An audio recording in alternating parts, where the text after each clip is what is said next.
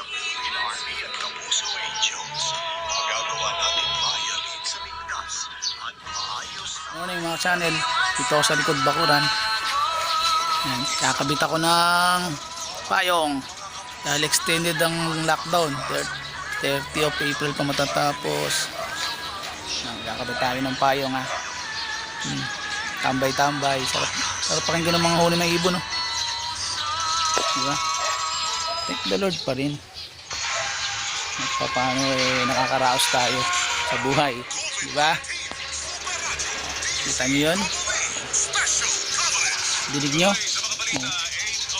Hindi mga huli na ibon. Catholic Bishops Conference of the Philippines, CBCP, sa lahat ng parokya. Kabit tayo ng payong. Kakabit tayo ng payong. Payong.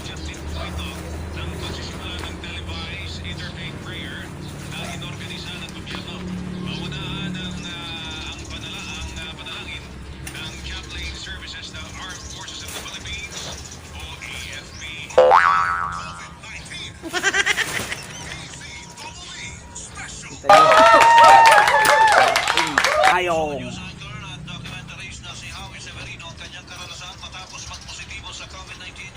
Ayon kay Howie na dati ay kilala lamang bilang patient 2828. Siyam na araw siyang nakipagpuno sa pneumonia sa ospital. Oh, diba? Puno ang patuloy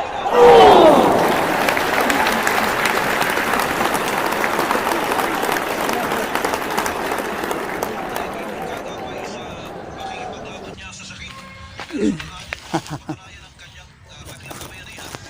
Payong na tayo. Pero kung totoo man noon na makatutulong ang antibodies na mga survivor na tulad niya, Laguna ng buhok ko, mamaya papagupit ako sa asawa ko. din sa iba. Mensahe ni Howie sa Okay, ibang may mamaya na lang ha. maging pugso pang 2 hours later.